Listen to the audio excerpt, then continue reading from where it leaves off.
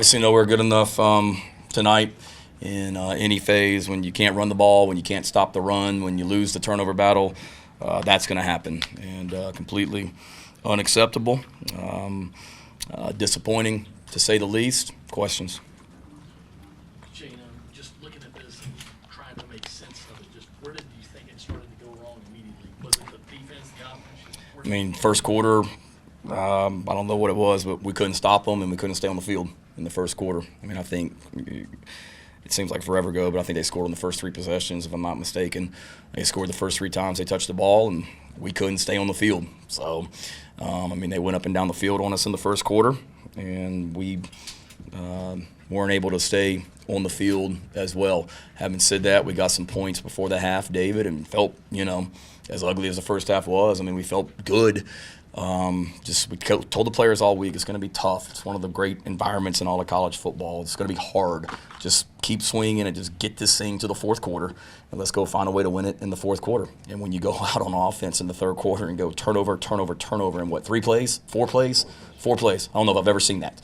Actually, my state semifinal game was my senior year in high school. We fumbled the ball the first 2 times. We touched the kickoff return and the first play of offense to start the game. But to go 4 plays and 3 turnovers, completely unacceptable. Florida leads the SEC in turnover margin. You see why. We're last in the SEC in turning the ball over, and you saw why tonight. So we've obviously got to be a whole lot better at ball security and protecting the football, because we didn't do a great job of protecting it to start the second half, and credit to our defense too. Though I mean, we put them in some tough positions, and they kept playing. And I just told the team in there, like, I'm proud of the way they fought, but they fought their asses off, and it wasn't always pretty, but the effort was good. And we're going to find out a lot about this team. I mean, I saw what kind of men we have in that room. Now we have to obviously coach and play a lot better than what we did tonight. Okay, and on those 3 turnovers to start the half, was there something specific you saw on those plays? Was it just bad ball protection? Like, what was the issue there? Yeah, I think they do a great job of getting the ball out, and didn't see all of them. I know one of them, I guess Jalen's play was a bang-bang play, and the guy did a nice job of coming downhill. I mean, they're physical in the secondary and did a nice job of attacking our guys and knocking the ball out. And we've got to certainly be better at protecting it. So, no, I didn't see anything specifically. Emily, just good plays by them and poor ball security by us as well.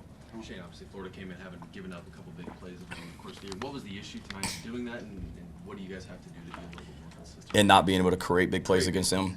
Yeah, I wish I knew. I mean, they were better than us tonight, without a doubt. I'll look at the video on the plane going home, but one thing, I thought they did a really good job of tackling. I mean, we had some one-on-one opportunities on the perimeter with our running backs and receivers, and we lost some one-on-one battles tonight with ball carriers, and we've won too many of those, and we got to do a great job. Continue to do a great job of making people miss and winning those one-on-ones also.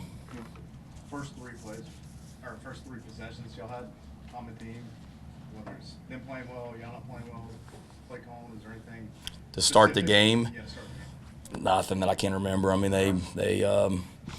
we weren't good enough. I'll have a better answer for you tomorrow night on the teleconference, Hale, but just fresh off that, I mean, I don't remember. They did a good job of defeating blocks, and we wanted to get the ball on the perimeter, and I think we ran a little perimeter play on the second play of the game and got beat. Their defensive back, beat our receiver.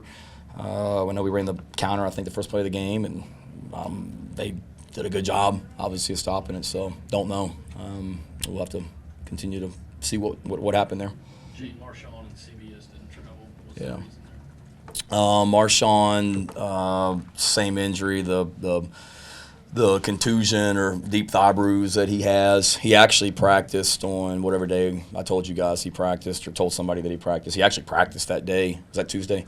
Wednesday. He actually practiced and looked really, really good in practice. Like, we didn't think he was going to practice on Wednesday. He went full speed, and we thought everything was going to be good. And then he came in the next day, David, and just it had swelled up on him a little bit, and he just didn't respond to the swelling like we wanted on Thursday and into Friday. So he stayed home to try and continue to get that better. CBS obviously got banged up a little bit in the Vanderbilt game, and and just wasn't able to go. It was a foot and wasn't able to progress to the point where we felt like he could give us carries tonight. So it was the Jaheim and Juju obviously are going to be our running backs tonight.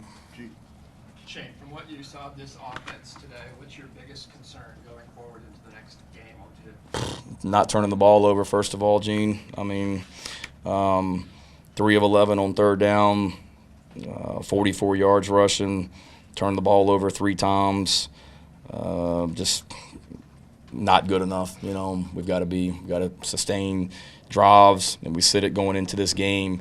In the last staff meeting or last meeting I had with Clayton and Sat and Pete at the hotel was, if Florida's out there for 80 plays tonight, that does not bode well for us because of our depth issues and injuries on defense. We've got to stay on the field and sustain drives, and they were out there, it looks like, for 79.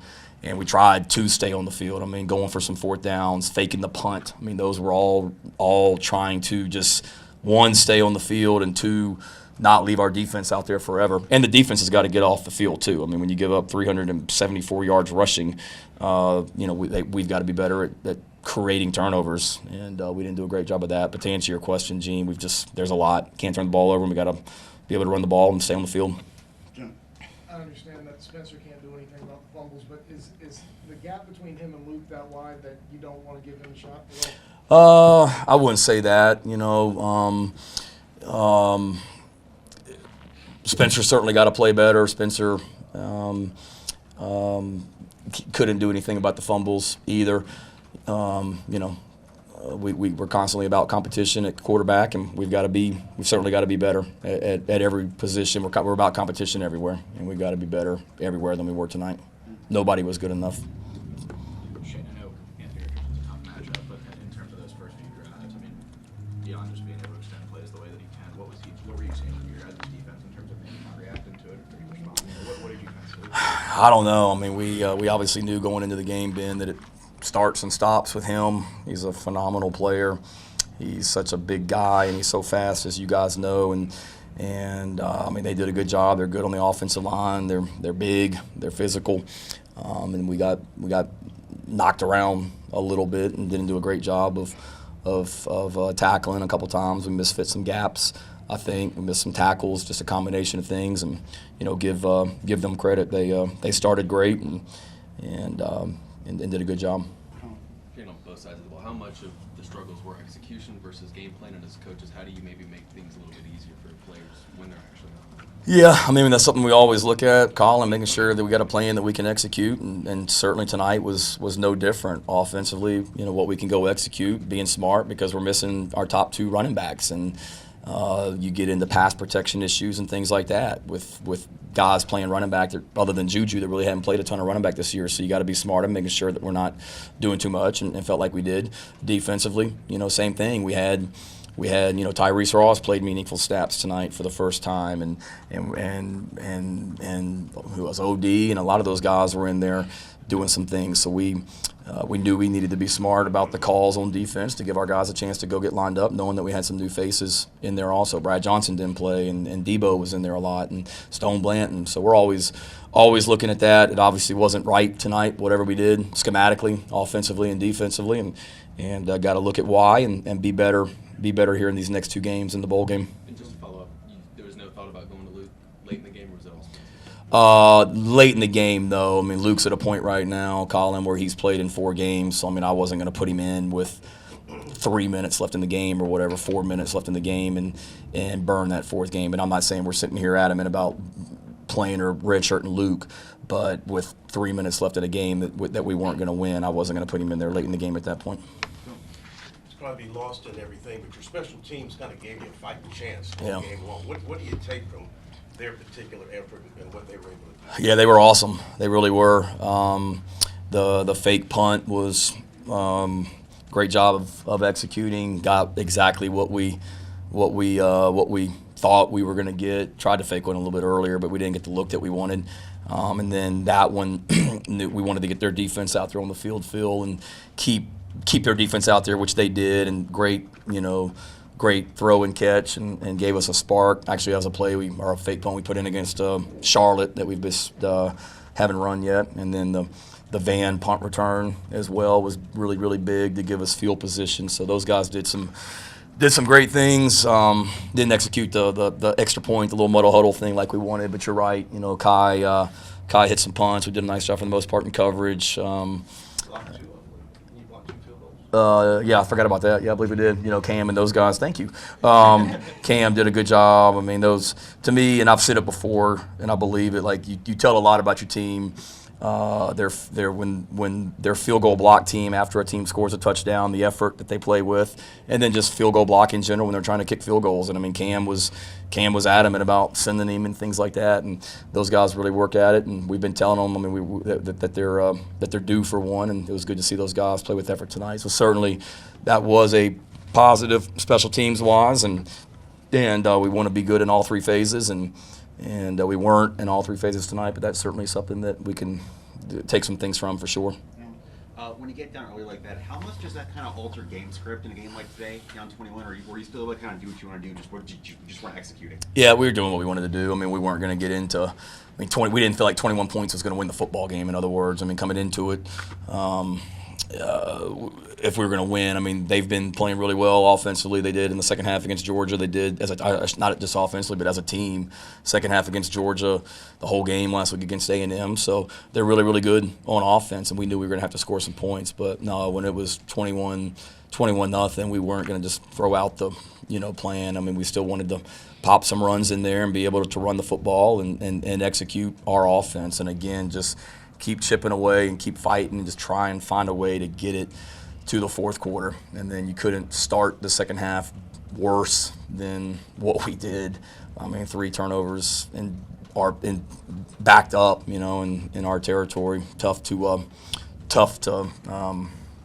chip away when you're doing that. Took 2 more Davis than Hale. No. Vershawn and Wyatt didn't travel. Was there anything? Yeah, Wyatt had a little bit of a high ankle deal in practice the other day. I don't think it's long term. Vershawn was sick. We battled the flu a little bit this week in practice or on our team, and we had, I guess, 9 guys this week that missed at least one day of practice with just flu, whatever's going around. Brad was one of them. And some other guys as well that were starters out there tonight. Cam, Boogie, we had some guys that were down with the flu. Vershawn was sick. Vershawn was sick also, and just didn't progress health-wise well enough to make the trip. Did any of that affect you guys, or is that not? That'd be making an excuse. No, I think it's making excuses. Certainly, conditioning-wise, probably some guys weren't where they are. But again, it's November in the SEC. I don't know if anybody feels good physically right now as well. Yeah. That shifting that they did on their defensive line a couple of times through procedure penalties, but I saw you kind of animated with one of the officials over there. What was your argument to him about what they were doing? It was something that we had in my pregame meeting with the officials that they're allowed to move.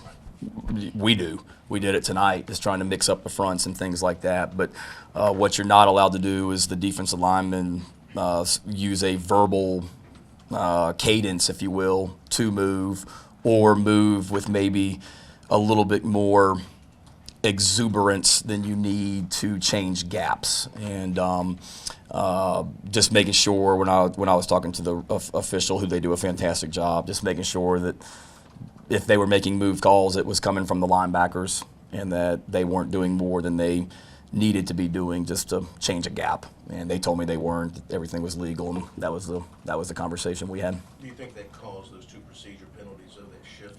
It didn't help, but we got to handle that. We see it in practice every day, Phil. We do it. Our defense does it.